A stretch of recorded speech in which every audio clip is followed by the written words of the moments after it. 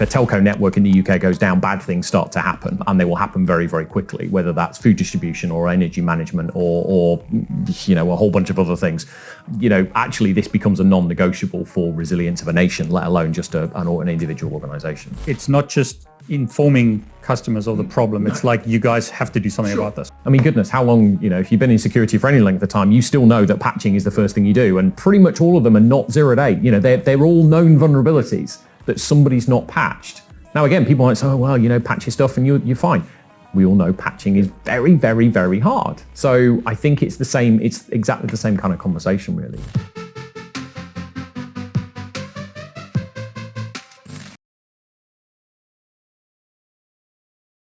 Hey everyone, it's David Bombal coming to you from the Cisco offices in London.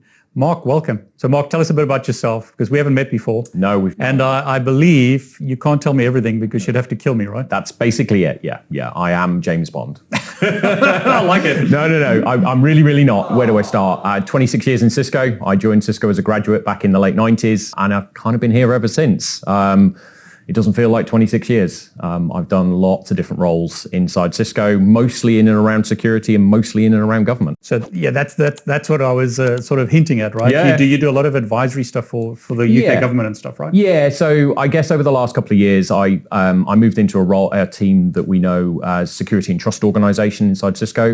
We call them STO because we like our acronyms, as you well know. And what STO do, it's a couple of different things, but primarily the focus I have is that security and trust look at the security of our products, not the features and functions, but how we build them, which is really important to a lot of our customers. And then the kind of regulatory landscape. So that's where I then spend a lot of time with the UK government, because it's about how the market is going to be regulated from a cybersecurity point of view, and therefore what we then have to do as an organization to sort of go and meet that regulation for all of our different customers across the UK. So what we're talking about today is, and I found this on Twitter, or X as you call it. Yeah. I saw you repost this, right? Yeah, okay, yep. That's good. So I think that sums it up really nicely, because I remember people posting, my router's been up for 5 years. Mm-hmm. My router's been up for 10 years. Can you beat this record? Yeah. And that sums it up nicely, right? Because that's a big problem. Yeah, it is. And on the one hand, you feel a huge degree of pride that a piece of kit that your organization has built and sold has actually got such reliability that it can be up for 5 and 10 and 15 and 20 years. That's amazing. And that is a kind of good news story. But of course, the flip side is that means nobody's patched it in 5 or 10 or 15 years. And of course, that's less of a good news story. And I think that's part of the challenge. And whilst I know we'll spend a lot of time talking about this, and of course, the problem is that folks don't always think about patching of network kit. They think very much about endpoints. And even that is often not done particularly well in a lot of areas, and it's even less well done in the networking space. Because I mean, there's this document on Cisco's website that I was reading: state-sponsored campaigns target global network infrastructure. Yeah. So I mean, rather than us reading it, I'll link this below for anyone who wants to read it. Can you tell us what this is about? Yeah. And because this is a big emerging thing, it sounds like. Yeah, well, it's interesting you use the word emerging, because my first experience with what you'd kind of call router malware or attacks against routers is probably 15 years ago. So this is not a new problem. But it's one of those that sort of bubbles to the surface when there's a bit of an incident and then drops back. But in essence, it's this idea or the recognition that, wait a minute, a modern day router is just the Linux box. I mean, iOS XE is Linux running Binos, which is Cisco iOS as a daemon. And so all of a sudden you've now got a different paradigm than maybe you would have had with classic iOS, which was a bit more complicated, but still a computer ultimately. Yeah. And therefore it suffers all the same things that your Windows and your Mac and your Android and your iOS devices all do, which is that vulnerabilities are discovered and need to be patched and maintained. I think we have a unique problem in the networking space, though, in that not only do people not patch, but also people hold on to their equipment much longer. Yeah. And I think that's a sort of unique to that domain problem, where people will run their networking equipment for 5, 10, 15 years, well beyond its end of life and its end of support date, because it just works. So there is always that tension of, well, if it's kind of working and I don't need to go and invest. Don't touch it. 100%. Yeah, it's not broken, don't fix it. That's it. So it's already an emerging problem, but I think we're on one of those flows at the moment where it's coming up. And I think the fundamental challenge is we're starting to see a shift in the same way that we see the threat landscape shifting all the time. We're seeing a shift towards people, or at least we're seeing a shift towards discovering that there has been a pivot towards targeting of network devices, in particular, end of support, end of life, unpatched, and so on and so on. The easy sort of low-hanging fruit, arguably, that exists out there on the internet. And of course, from there's lots of things you can kind of do. You can use it as a jumping off point. You could use it as a point of capture and interception for data, because that's what routers do, right? So we're definitely on one of those flow moments with this at the moment.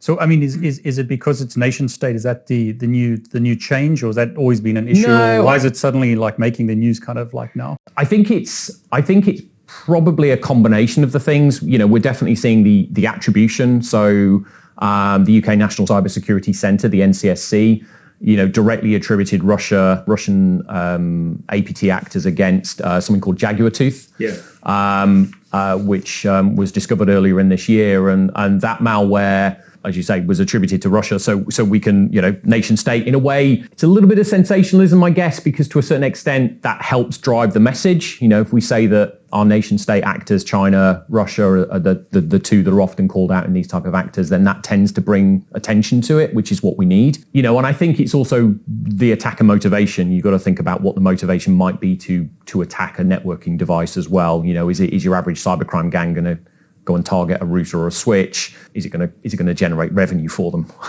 As you well know, that's the big motivation in that space. So I think it's probably a combination of a few things. I think it's making sure there's the awareness there, because it's not an emergent problem. It's something that's been around a while.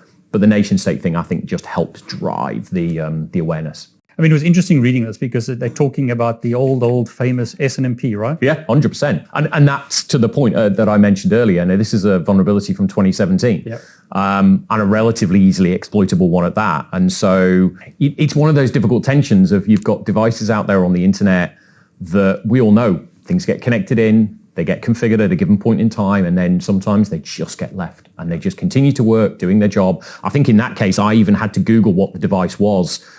So despite my 26 years, I couldn't quite. It's an AS, which means it's probably an access server. Oh yeah, no, it's a dial-up box, basically, one of the old dial-up boxes.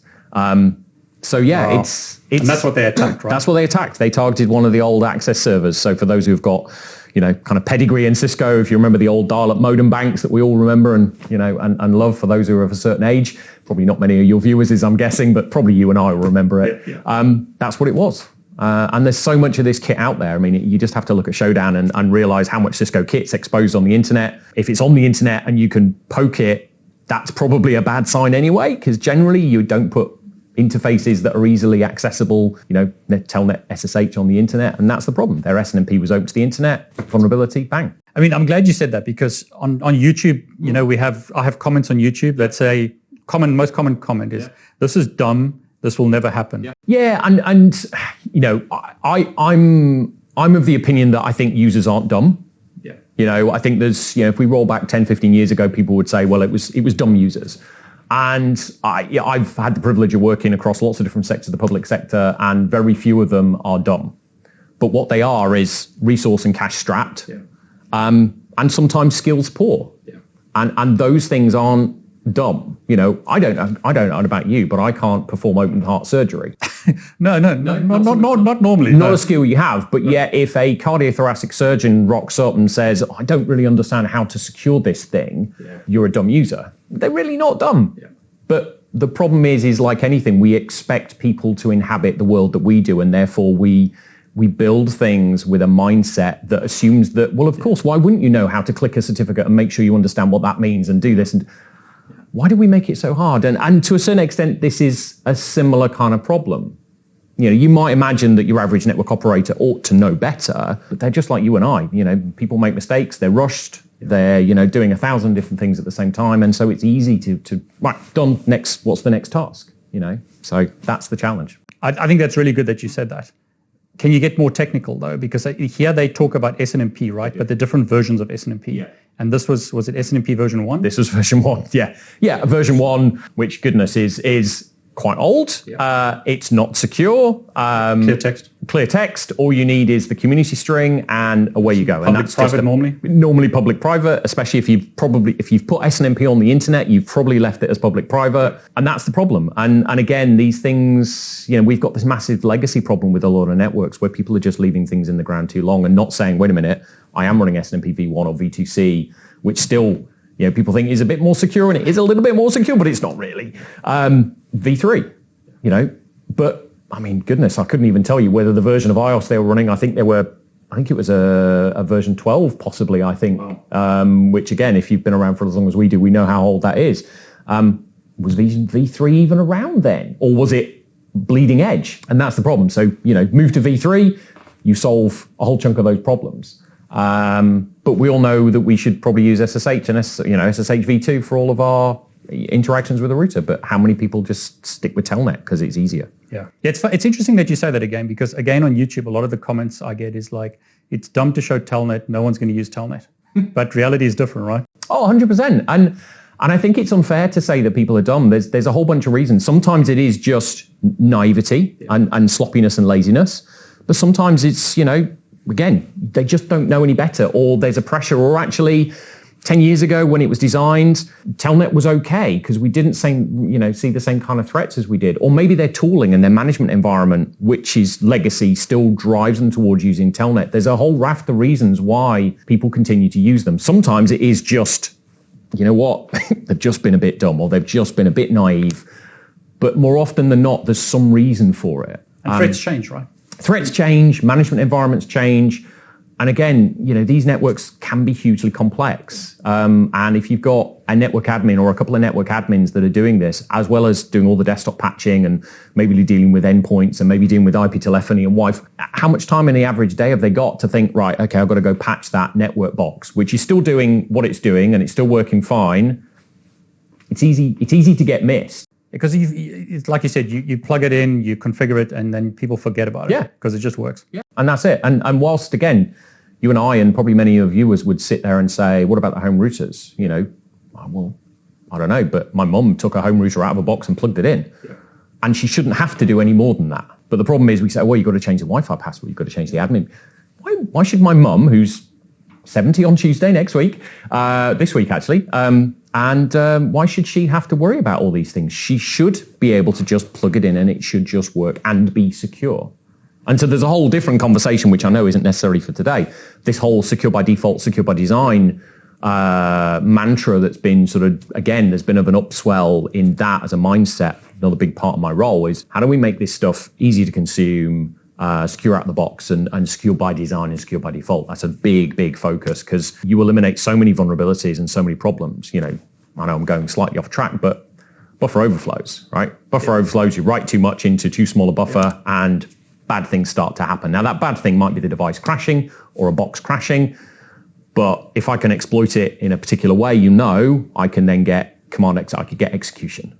Buffer overflows can be mitigated through lots and lots of different software capabilities. We can implement a whole bunch of non-executable stacks, and ASLR and all these things are built because fundamentally memory safe code isn't, or memory safe architectures just aren't there because we didn't have to worry about it 50, 60, 70 years ago. Well, maybe going a bit too far back, but you know what I mean? Yeah. Aging myself now. But there's a whole project at the moment that's come out, I think, of Cambridge University and ARM, where they're looking at memory safe CPUs. I think they call it the Morello Cherry. If you could take every single CPU out of every single piece of hardware we've got and put one of those in, you would eliminate an entire class of vulnerability. An entire class, which probably still accounts for 50, 60% of the vulnerabilities we see every single year. So, there's a whole different conversation. I know it's nothing to do with network devices and, nation states. But it's good to know where it's going, though. I mean, it's good to see that stuff's coming. Why haven't we solved this problem? It's been around, like you said, for a long time. Because it's a big problem to solve, right? It's a legacy problem, again, of, well, wait a minute. So we've now got to rip out or at least plan in the use of an entirely new hardware architecture, which now needs new compilers, and new dev chain, new tool chain, new code. All of this stuff really isn't easy to shift, right? I mean, we're struggling to get people to patch things, and in most cases, that's pretty straightforward. Yeah. But we're talking about an entire ecosystem change, and that is a multi-year, kind of shift. So in this document, they talk about, and the document from Cisco, they talk about SNMP. And then they also mention other management protocols. So are there better ones to use today?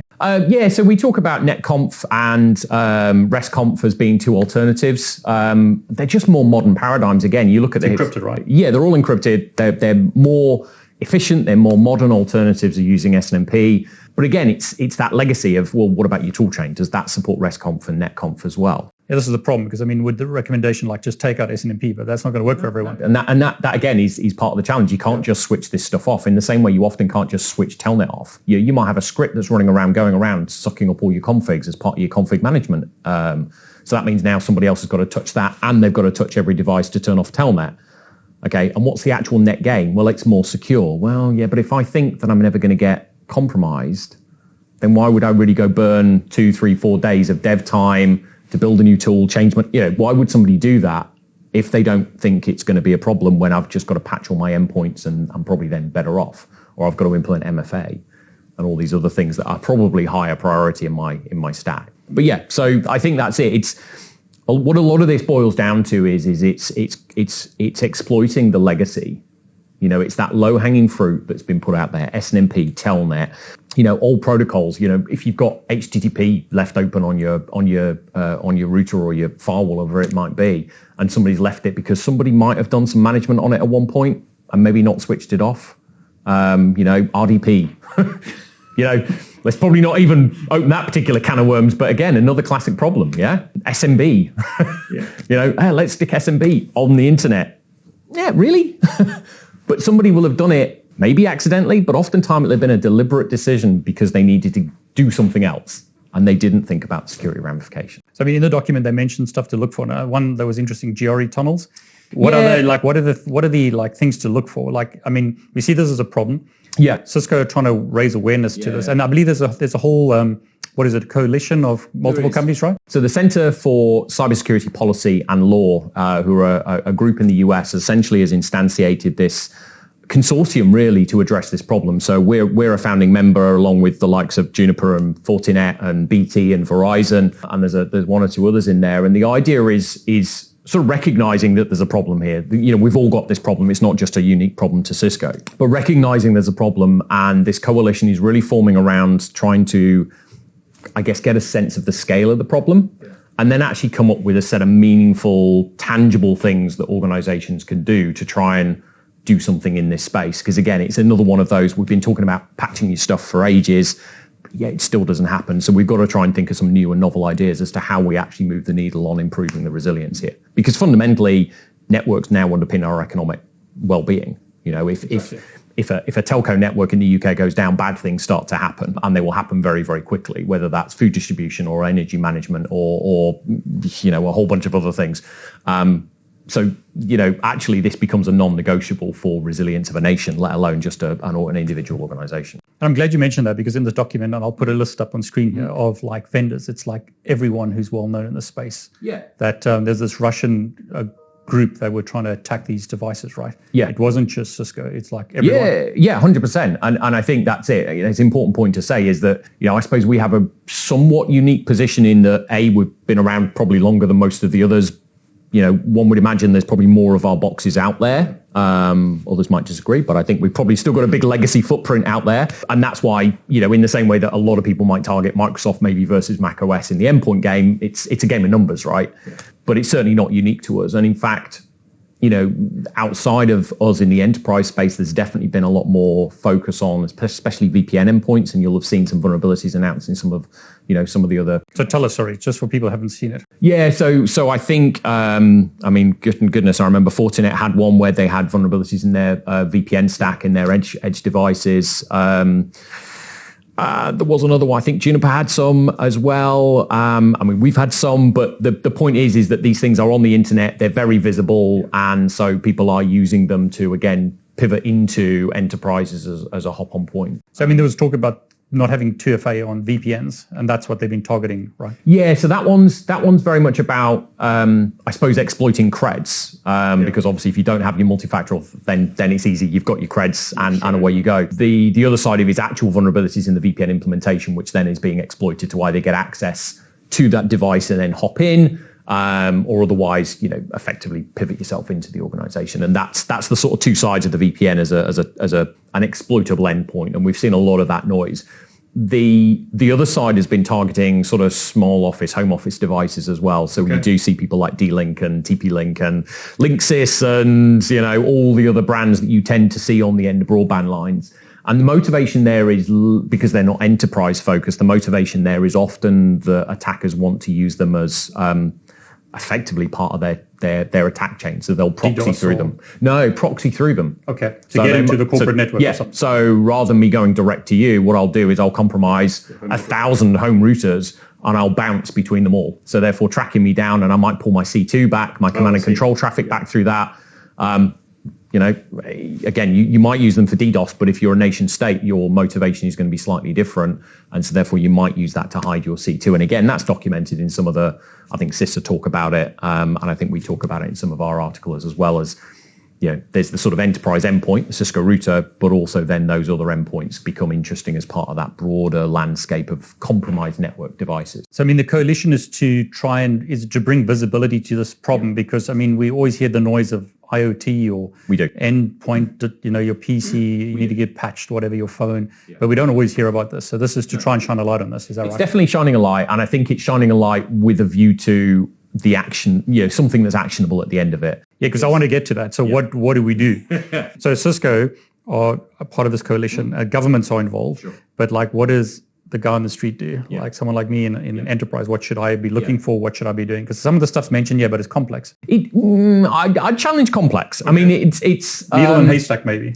Yeah, and I think that's part of the problem. Again, you've got a stack of 1,000 things to do when you walk in the door every morning, and there's going to be. Arguably, there's going to be a bunch of things that are going to be more impactful from a security point of view, whether that's patching your endpoints or turning on MFA or looking at some logs and so on and so forth. Your network stuff is probably going to be a little bit down the track. So part of that coalition is absolutely about saying, actually realize these things can be compromised. People are actively targeting, and so you do need to kind of raise the priority. But in terms of what can be done about it, first and foremost, patching. It's the most dull, boring conversation in the world, and it's the one that we always trot out because it's an easy answer. But it's an easy answer, and it's the right answer. The Jaguar tooth malware was exploiting a vulnerability from 2017. Yeah. Drop on a new version of iOS, and that's gone. And okay, dropping on a new version of iOS is in a lab. That's really easy, right? It's a line of config, and you're done. And then you got to reboot. Real world, and the reboot thing. Yeah. And some might say that Cisco code occasionally has one or two undocumented features in it, and so therefore moving from version X to version Y might introduce some challenges in your network stability. I'm not going to comment on those things. I'm sure your viewers will, but that's the reality. That's software, right? Software is complex, and so just simply patching, or in case of iOS or XE and these things, rolling the entire image. These things are easy to say and sometimes hard to do. And it's also what happens if that router's, on a low bandwidth link in the middle of a field, So what do I roll an engineer to site, or I try and download it? What happens if it goes wrong? There's a whole plethora of reasons as to why people don't do that patching. But it still remains our biggest defense against a lot of these kinds of attacks is just being up to date and maintained. The second thing's look after your creds. A lot of the compromises we've seen, Jaguar tooth isn't one of them, but there are other examples that we don't name, but there are other examples where we've seen compromises against devices, and it's not been because they've exploited some, old vulnerability. It's because the creds have been compromised. Now, how have they compromised them? Who knows? It's very, very hard to know. But we all know that people will, sync creds with Google accounts, and then Google accounts get popped. Or maybe they've got them on a TACX server, and the TACX server's been popped because somebody's managed to get in through another way. And. There's a whole bunch of reasons how creds can get popped. So looking after those creds, again, easy to say, sometimes really hard to do. But again, putting MFA in front of some of that can be very helpful. If you're using jump boxes, make sure jump boxes are all hardened where you're doing, using jump boxes for management of these network devices. So that's kind of the credentials and your patching sorted out. And then it's the rest. using secure protocols. We talked a bit about SNMP v1 versus v2c and v3, netconf, restconf. Using modern equivalents or modern/secure equivalents of these older telemetry protocols has got to be fundamental. And again, there are tools out there. There's probably a stack of open source tools, I'm sure, that will just go off and just slurp configs up and tell you, wait a minute, you've got SNMP open here, here, and here. Just go change it.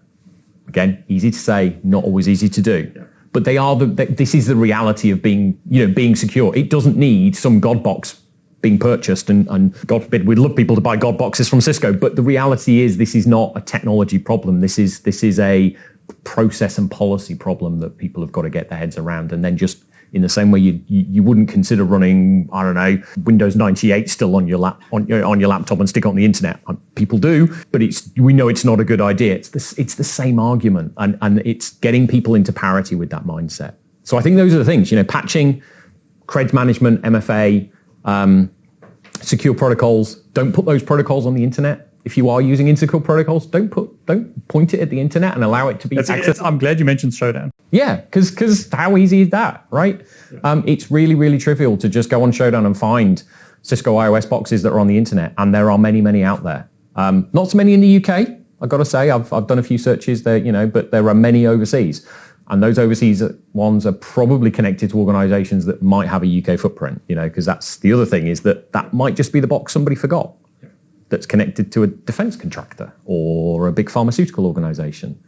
And that's it. We're away at that point. It's interesting that you mentioned home as well, because I kind of alluded to, that's sometimes how people get into the corporate network. Same thing as like a remote office or another country, right? Well, that's it. I mean, if I've got your home router, then, again, especially with hybrid working and more home working these days, once again, it's you're now extending that enterprise boundary into the home. And so the security needs to go with it. And we know that that's going to be a less secure environment for a lot of people. And we know that people tend to be, much more relaxed or at least less diligent with their home credentials. And again, becomes another way. Yeah, absolutely. And, if you're using your home, your corporate laptop at home, you connect it to your corporate Wi-Fi, which means connected to your router, which means blah, blah, blah. Again, if your company's patching isn't up to date, that's now a path into that organization. So now, you always have to temper these things, though, because the flip side of this is actually doing some of that is still non-trivial.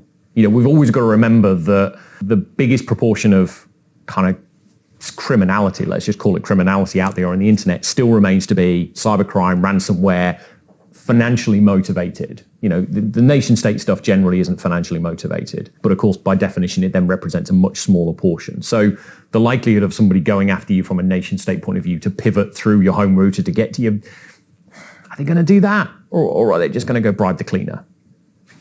I know what I'd do, and I suspect you would probably do the same. Why would I go through all that technical heartache when all I can do is just bribe somebody? We always love the Mr. Robot / technical stuff, but... Yeah, the technical stuff's great. Don't get me wrong. I love the technical stuff. Hate anything that's on TV, usually portraying cyber in technical stuff, except for Mr. Robot. He didn't do too bad a job. But the reality is that social engineering component, and I know that can be quite a diversive, kind of topic. The reality is the bad guys tend to want to use the minimal amount of effort possible to achieve their aims. And I think a lot of times when I've spent time consulting with clients, you can get very kind of caught up in the wrong set of problems. And so you kind of need to get it back into, well, am I really going to kind of do this through your Wi-Fi network? Am I not going to do something else instead, like, I don't know, drop a phishing email on your desktop and click through? So yeah, it's always an interesting one. And that's the thing on the router things. This isn't an epidemic. This isn't every single router's compromised, but it is something that we need to start to think about more clearly and more deliberately, in a way that we maybe haven't done in the past, because there hasn't been that reliance. And a lot of this does stem back to that. These things are now part of our critical national infrastructure. Yeah. So we can't ignore it, because this is everything up to and including life. I spent 10 years of my career working with the NHS. When their networks go down, bad things really, really do happen. We saw WannaCry back from 2016, and okay, that wasn't people compromising routers, but the impact was very, very clear. So that's the kind of impact, and that's why we've got to start talking about this and get people aware and taking action, more importantly. Talking about it is fine, but the action is the important thing. So the actions are what you mentioned before. The actions are what I mentioned before. Credentials, patching, insecure protocols. And then there's also, I suppose, the bits that I didn't get onto because I got sidetracked like I do. But the other bits are things like monitoring. GRE tunnels you mentioned. Yeah, I was going to say, because in this document they mentioned GRE tunnels and a few things that are like interesting. Yeah. So monitoring for weird stuff like that, right? Yeah, I mean, if you shouldn't have a GRE tunnel if you're in the UK necessarily going to somewhere in the Far East, perhaps. Yeah. Or if you do, maybe check if it's normal. Yeah, and that's kind of the thing is, we've got plenty of tools out there, NetFlow obviously being the classic one, to be able to, throw into an anomaly detection tool that will start to tell you what is and isn't normal. Yeah. Is it perfect? No. But it's a damn sight better than just, walking around with blinkers on.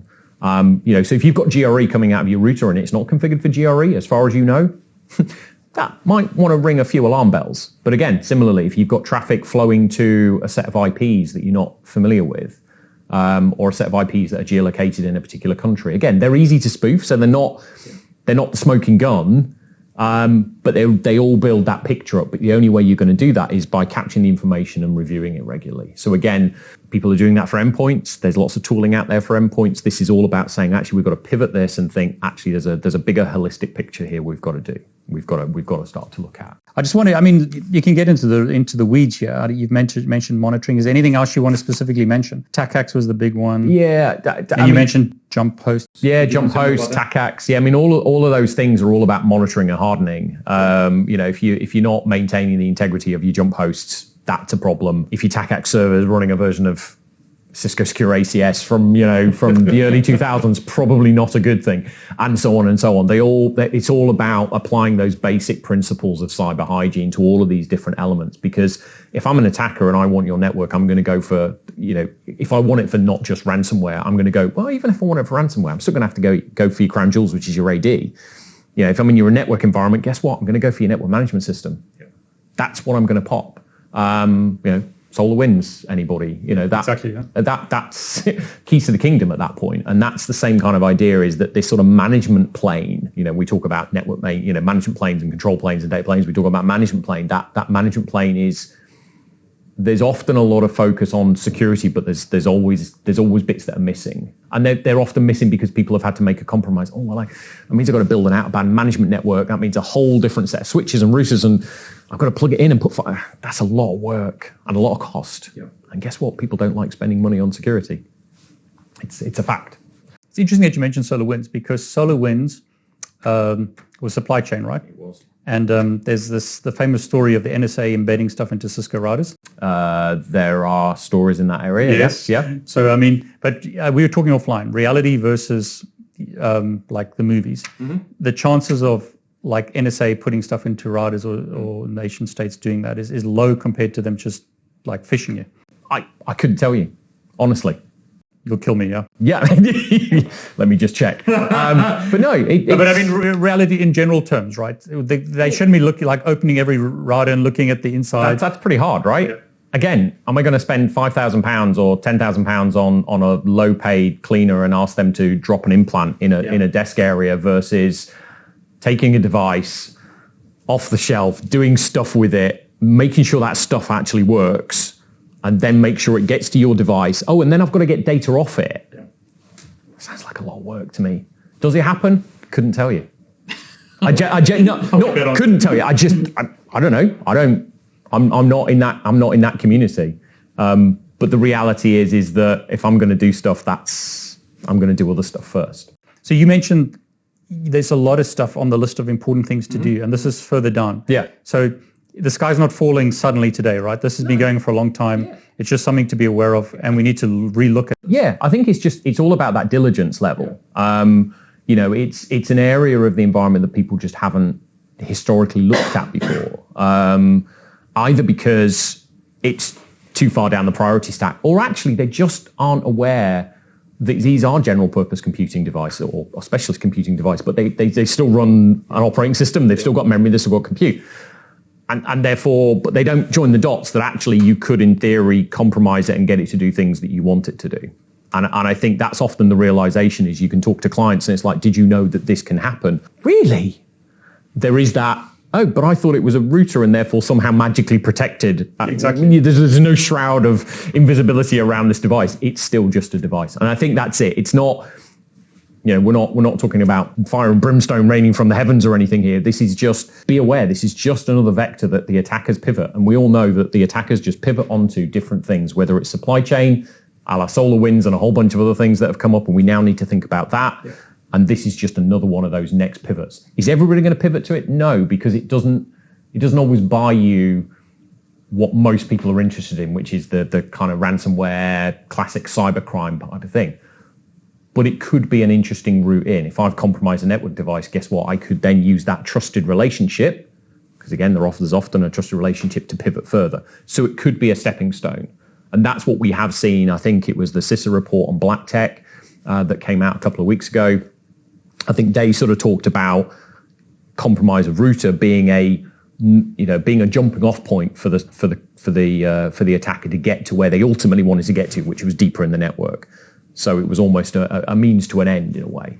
Mark, I'm always slow with these things. Explain to me, why is this suddenly being focused on? Is there like a catalyst that started this, or is it something that you guys have been doing for a long time? I mean, you've kind of alluded to that, but why now? Why are we raising a spotlight on this? I think it's an aggregation of two or three different things.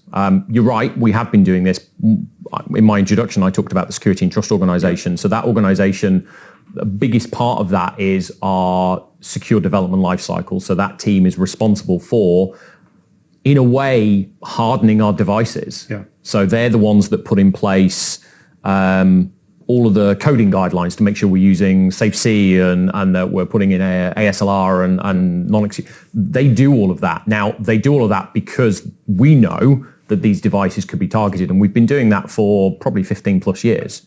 Yeah, and a lot of that investment. Secure boot is like the one. Secure boot, the trust anchor module, signed firmware images. There's also some really cool stuff to do with ChipGuard, where we can check the identities of other ASICs in the box to make sure that they're not counterfeit and so on.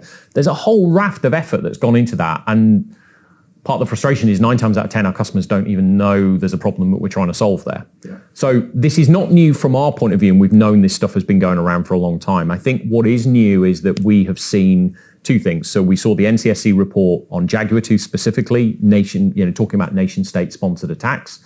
That's a catalyst in of itself. We look at the current geopolitical landscape. We've got conflicts in the Middle East. We've got conflicts in Europe. Those in themselves drive a certain set of concerns and new threats. So I think there's that's an element. And I think we also found in our own data and our own experiences with customers, we started to discover more of this ourselves. Okay. So we saw cases getting raised into Cisco TAC, investigate. This actually looks like compromised devices. And you'll see that in the Talos blog, which I guess you'll link to.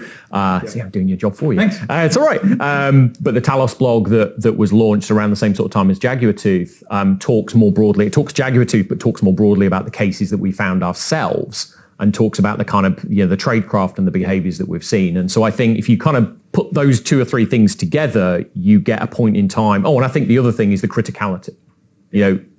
Whilst you could argue that networks have been critical for a long time, I think, again, since COVID, it's just escalated. 100%. So you kind of take all those things, throw them in together. It's like, actually, we really do need to start to do something meaningful, because the market hasn't shifted. We've still got customers out there that are running equipment that hasn't been patched. It's got 10-year uptime. So nothing's going to change until we start to try and put some focus on it and actually come up with something that's sensible that people can do, that isn't just go patch. Because go patch is there, but, well, how do we help people get to that point? How do we make it easier for people to get to that point? So that requires effort on our behalf and industry's behalf as well. In the same way that you saw with, patching Windows 95, Windows 98, Windows 2000, again, was a painful process. Now, I'm not a Windows guy, but I know my Mac, patching is a relatively trivial task, and certainly my iPhone, it just happens. I don't need to think about it. Magic happens and it gets updated, and I don't need to worry about it. And so I think the industry part of that coalition is how do we take networks further toward that direction? So it's there. So I think those are the three things that underpin why we've needed to do it now, why now is a good time to be doing it. And you mentioned industry, so it's industry plus government, right? Industry plus government. Like UK government and US government? Yeah. So I think what we'd call the Five Eyes, so UK, US, New Zealand, Australia, and Canada. I think BSI are in there from Germany, and I think France might be in there as well, but I'd need to double check the paperwork on it. But again, that's where you need that bit of a push-pull. Again, a big part of my role right now is working on telecom security. So the UK government came out with the Telecom Security Act a couple of years ago to try and compel the telecom sector to do better things in cyber. Why did they have to do that? Because the market wasn't self-regulating and they didn't do it themselves. So guess what? We've got to come out with a big stick to try and drive the right behaviors and the right outcomes. And I think, whilst I'm not saying that government needs to intervene in that way right now, I think this is just that actually government may need to intervene, and maybe there are policy points that the government needs to think about putting out to try and drive the right behaviors. Maybe it's a set of good practice guidelines. Maybe it's just something to nudge the market a little bit to make it take action. You know, in the EU, there's a whole raft of new regulation coming out that is going to be very much a big stick. But that's where you need the kind of, well, it's all well and good. We've had trust anchor modules and signed firmware and all these other great things for a long time. SNMP v3 has been around for a long time. Yep. Not everybody's using it. Why is that? Well, because it's hard and sometimes you just need a bit of a push. Yeah. And I think this is exactly the same. It's that same tensions, which is why you need government, industry, in the kind of regulation space to kind of drive that action. I like that. So, I mean, it's not just informing customers of the problem. It's like you guys have to do something about this. Yeah. And I mean, goodness, how long, if you've been in security for any length of time, you still know that patching is the first thing you do. And it's also the one, I don't know the figures. I think last time I looked at the CVE database I looked at general kind of exploits and issues, and pretty much all of them are not 0 day. They're all known vulnerabilities that somebody's not patched. Now, again, people might say, oh, well, patch your stuff and you're fine. We all know patching is very, very, very hard. So I think it's exactly the same kind of conversation, really. Do you think we'll ever, and I mean, it's just your opinion looking into the future because you can't predict, obviously, but do you think we'll ever get to the point where network devices auto-update like a phone or something? It's too critical, right? Well, I smile because there's a conversation I constantly have with some of the folks I know on the government side in particular. I think there is a nirvana point there. Yeah. If you look at Meraki, you've kind of got that paradigm already there built into the overall operating model. So, my MX at home and my switch and my access points just update. I get an email at whatever time at 2 a.m. This is all going to update. That's great. And I'm a home user, so it's not that critical. But you've got an element of that paradigm already there. Are people going to be upgrading, Cisco 8000s, ASR 9Ks on an automatic update? Probably not. However, there are things that we should do. I mean, really simple things I've spoken to folk about is if I'm on God forbid, I'm on an XR console and an ASR 9K, how do I even know that my version of code is not current? Yep. Wouldn't it be great if there was a bit of nagware that said, hi, I'm out of date, or I haven't been updated in this many months? Now, you could argue that might just get lost in the noise, but it's something. How do we make it go red on a console? Not because it's got a network link failure, but maybe because it's just not been checked. And there's a whole bunch of things that we've done on Crosswork Trust Insights, which could have changed its name since, but Crosswork Trust Insights is one of our management tools in the SP space, which is trying to surface some of these things. What is the integrity of the device? Are the known good values that are coming from the trust anchor checks, are they what they ought to be? And raising that up through a kind of management portal is again another step that we've taken to say, actually, this stuff is really important to kind of surface and allow people to see, because then you can make an informed choice. Now, you can still make a poor informed choice. But I guess it's all about trying to get people to that point. But will we ever get to a point where these things are auto-updating?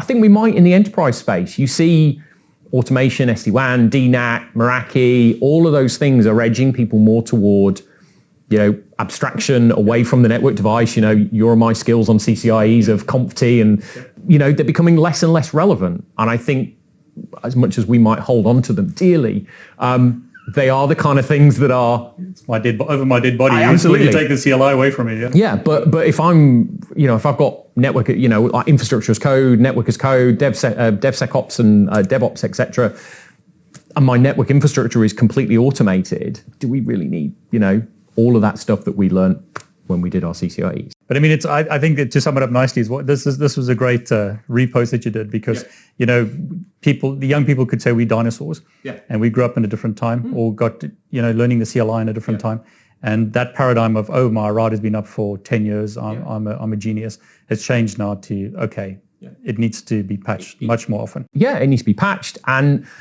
that march of automation and orchestration tooling that we've seen over the last 5, 6, 7, 8 years, that is the right direction of travel. One of all the hardening guides and everything else that we talk about, you put those things in place, you abstract it away, and then not only do you get the visibility because you've got all of that abstracted into some management paradigm of some sort at a top level, but you get the benefit of then being able to say, right, I know I've still got a box over here that's running SNMP v1, and I can then de-risk it, because if I don't know it's there, I can't do anything about it. So that paradigm I think has to shift, because otherwise we're just going to be playing whack-a-mole. So Mark, you do a lot of stuff in, like you mentioned, the telecom space, big networks. Yeah. A lot of people watching perhaps don't touch that network. So the kind of stuff you're talking about, that's required in such a big network, and it sounds like it's going to be filtering down to smaller networks, perhaps. I think the principles of it should, automation, don't touch the CLI, absolutely, that kind of stuff, right? And in fact, it's probably easier to do in those enterprise environments than it is in the big telecoms networks, because they're sitting on so much complexity and legacy. I think in arguably a more enterprise-oriented network, I think those things are maybe, because of the churn rate and the swap-out cycle of those things, you're not looking at multi-million-dollar investments like you are in, say, a 9K with 400 gig line cards. I think it's possibly an easier ask in the enterprise space, and that's where I think a lot of those, can we get to the point where we update through a single click, or we can update with confidence, or it's self-updating? I think those paradigms are closer in that space. Mark, thanks so much. I really appreciate you sharing. And fortunately, I survived this interview. You haven't had to kill me yet. No. I appreciate it. We don't know what happens off camera.